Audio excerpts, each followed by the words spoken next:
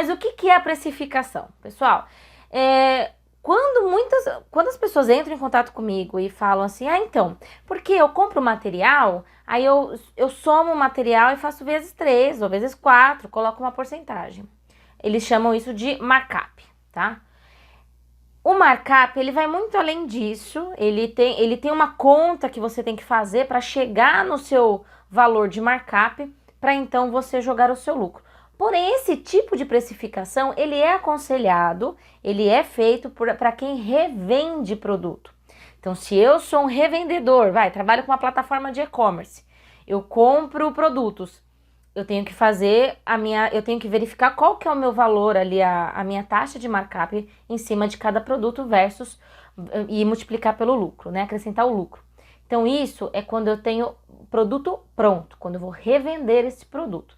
Para nós que trabalhamos com artesanato, que nós produzimos o nosso produto, a precificação é diferente, você concorda? Porque eu não estou comprando um topo de bolo pronto e estou revendendo. Eu estou comprando papel Color Plus, papel offset, eu tenho impressora, eu tenho tempo de espaço trabalhado para poder criar um topo de bolo, para poder criar uma caixa, para poder criar um planner, poder criar uma agenda, tá? Então, a nossa precificação, ela é diferente. A gente tem que precificar contando.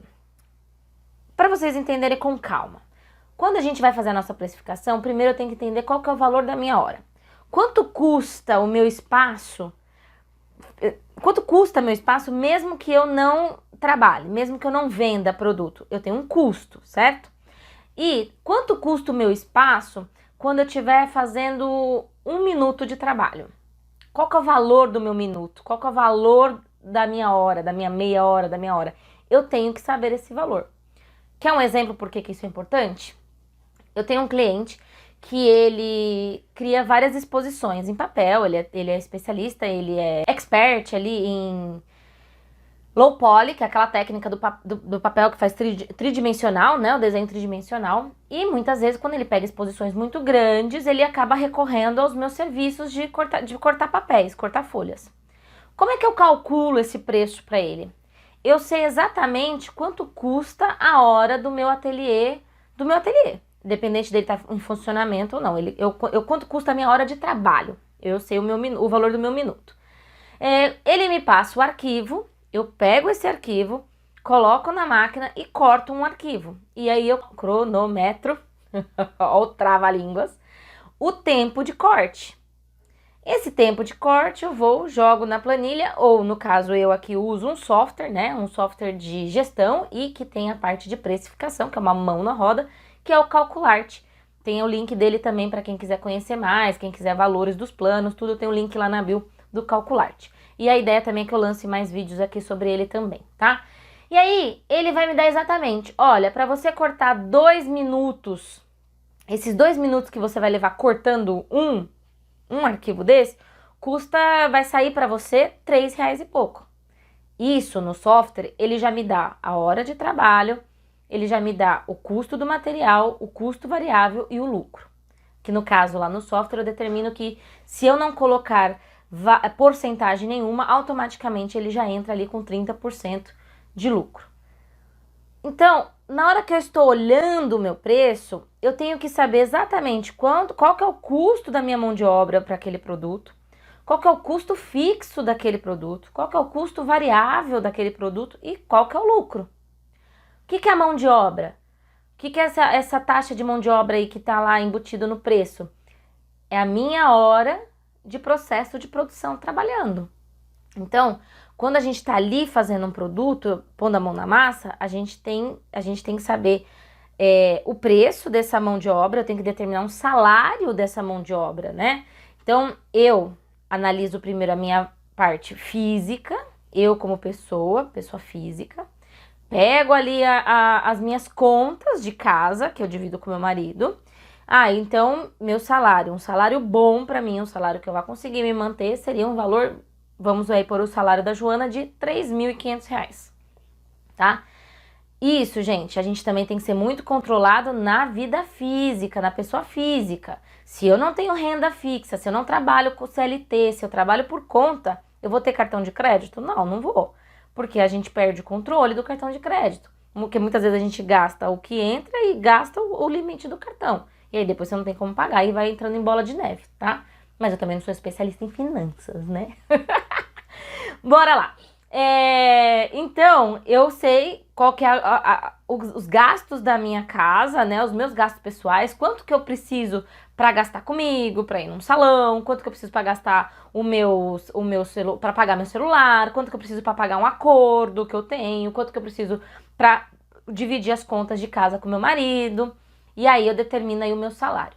Esse meu salário eu vou colocar lá na minha planilha, ou então lá no software, eu vou colocar lá que eu quero receber tanto, esse é meu salário. Significa que eu vou receber isso todo mês? Não, não significa, porque nós somos empreendedores e dependemos das vendas, né? Então, a gente vai ter que controlar certinho tudo que vendeu, saber direitinho qual que é o custo da sua mão de obra por produto, para ir separando o nome correto. A gente chama de salário para vocês entenderem, mas o nome correto para empresários é Prolabore. Eu, por exemplo, sou MEI, microempreendedor individual. Eu tenho um CNPJ. Por que eu tenho um CNPJ, né? Na verdade, eu tenho essa MEI desde 2013, que foi desde a época que eu era consultora ambiental. Para quem não sabe, a minha formação inicial é bióloga, né? Eu sou bióloga, trabalhei muitos anos com educação ambiental, desenvolvendo projetos de educação ambiental. E eu era consultora ambiental para grandes empresas, então eu tinha que emitir nota. Então eu tinha a MEI. A MEI, ela é uma forma que o governo criou para formalizar as pessoas que trabalham com serviço autônomo. Então, eu pago uma taxa mensal, que não chega a R$60, acho que eu não lembro de cabeça quanto que tá agora o mensal, essa taxa mensal. Não pago imposto se eu emitir nota, porém eu tenho um limite, eu só posso faturar até R$81 mil. Se eu faturar além dos R$81 mil, eu preciso mudar de categoria. Eu preciso passar para uma ME, microempresa, e aí passar a pagar impostos por nota, ter um contador, enfim. Mas Fernanda, só conta esses R$81 mil se eu emitir as notas? Se eu não emitir, não conta? Quando você cria seu CNP, quando você cria sua MEI, é pelo seu CPF. E aí, claro que o governo tem como saber tudo que entra ali na sua conta do banco, né? Então ele vai analisar, opa, mas tá entrando muito dinheiro aí nessa conta, né? Então você já tá na hora de você passar aí para um ME, tá? Então, gente, não adianta querer pensar que só porque eu não emito nota é descontrolado o faturamento. Não. Claro que se o governo quiser, né, passar o pente fino, ele vai ver que você tá recebendo muito além aí desses R$81 mil com as entradas da sua conta, porque tudo é vinculado no seu CPF, tá? E, além do mais, eu divido o que é pessoa física da pessoa jurídica. Então, eu tenho uma conta no Banco Inter, é o banco que eu mais gosto de trabalhar, não pago taxa nenhuma. Então, eu tenho uma conta física no Banco Inter e tenho uma conta jurídica no Banco Inter, ok? Então, a gente precisa tirar aí o nosso salário, o nosso Prolabore. Então, quando chega lá no final do mês, eu faço o fechamento do mês do meu caixa, eu sei quantos produtos eu vendi, quais os produtos que eu vendi, quanto que custa a minha mão de obra para cada desses produtos, aí eu vou falar, então desse tanto aqui, eu consegui alcançar o valor de R$2 mil da minha mão de obra. E aí é esse valor de mão de obra que eu vou tirar da minha conta jurídica e passar para minha conta física e pagar as minhas contas pessoais. Se eu quiser comprar uma pizza, eu tenho que separar a empresa da pessoa física. Então, existe eu, Fernanda, pessoa física, eu, Fernanda Papelaria Produtiva e a Criativa, que é a minha empresa de produtos físicos, tá? Então, a gente tem que saber separar. Esse é o topo ali da precificação, mão de obra, salário. Depois, debaixo do salário, o que eu vou ter? Eu vou ter os custos fixos. Fernanda, o que é custo fixo? Eu trabalho em casa. Gente, pensa comigo. Por mais que eu trabalhe em casa, eu tenho um gasto, certo? Por quê? Porque a gente tem máquinas funcionando, a gente tem plotter funcionando, a gente tem computador que fica o dia inteiro ligado. Se você trabalhasse fora, a sua conta de luz ia ser menor do que você trabalhando em casa, certo?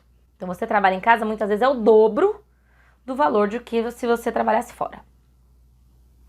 Entramos num acordo quanto isso? Entramos num acordo quanto isso.